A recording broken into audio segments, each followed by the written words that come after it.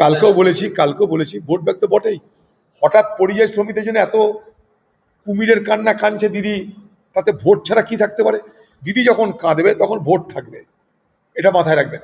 দিদির কান্না মানে ভোটের বাজনা, এটা মাথায় রাখবেন। দিদি যখন মুসলমানদের জন্য কাঁদবে জানবেন সেখানে ভোট আছে। দিদি যখন পরিযায়ীদের জন্য কাঁদবে জানবেন ভোট আছে। দিদি ভোট ছাড়া কান্নাকাটি করেন না। কখনো পা ভাঙার নাটক করেন, কখনো হুইল চেয়ারে বসার নাটক করেন।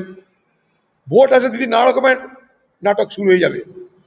দিল্লির একটা দুটো বাঙালি নয়, লক্ষ লক্ষ বাঙালি বস্তিতে থাকে। তাদের সঙ্গে কখনো বাংলার মুখ্যমন্ত্রী দেখা করেছেন বলুন? তাদের সঙ্গে বাংলার মুখ্যমন্ত্রী কখনো দিল্লিতে গিয়ে একবার আলোচনা করেছেন যে আপনারা কেমন আছেন? করেছেন না।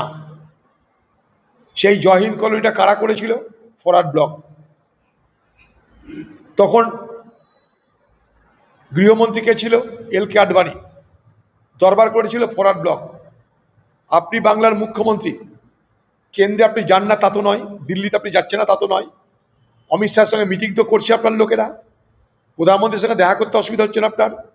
তো কেন একবারও তাদেরকে বলছেন না যে দিল্লির বাঙালিদের যেন কোনো রকম অন্যায় করা না হয়, দিল্লির বাঙালিদের যেন হ্যারাসমেন্ট করা না হয়, তাদের যেন উপর যেন নির্যাতন না হয়? বাংলার মুখ্যমন্ত্রীর পক্ষ থেকে সরকারিভাবে কোনো প্রতিবাদ হয়েছে? সরকারিভাবে কোনো দাবি করা হয়েছে? না।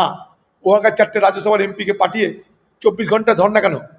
24 দিন ধর্ণা করুন না বস্তিতে বসে, ওখানকার বসিয়ে থাকুন, ওখানকার বস্তির মানুষের থাকুন আপনারা। 24 ঘন্টা নৌটঙ্কি করে কী লাভ আছে? একবার গেলেন, দেখা করলেন, চলে এলেন। 5 স্টার হোটেল থেকে খাবার গেল, 5 স্টারের খাবার খেলেন বস্তিতে বসে, তো পিকনিক। ওদিকে পিকনিক হবে, এদিকে 21শে জুলাই পিকনিক হবে। আর মানুষের জন্য বিচারের জন্য সেই মানুষকে কোর্টে গিয়ে তাদের ব্যবস্থা করতে হবে। আর আপনি চোরদের জন্য কোর্টে যাবেন, কিন্তু শ্রমিকদের জন্য যাবেন না, পরিযায়ীদের জন্য যাবেন না। এই পরিযায়ীদের যখন করোনার সময় বাইরে থেকে আনার জন্য ট্রেনের ব্যবস্থা করা হয়েছিল, আপনি তখন বলেছিলেন পরিযায়ী ঢুকবে না, কারণ তারা করোনা এক্সপ্রেসে ঢুকাবে, তারা সবাই করোনায় আক্রান্ত, তাই পরিযায়ী শ্রমিকদের ঢোকানো হবে না। আপনি পরিযায়ী শ্রমিকদের এ বাংলায় ঢুকতে দেননি করোনার সময়, বলেছিলেন করোনা এক্সপ্রেস বাংলায় আসবে না। আজ নাটক করছেন।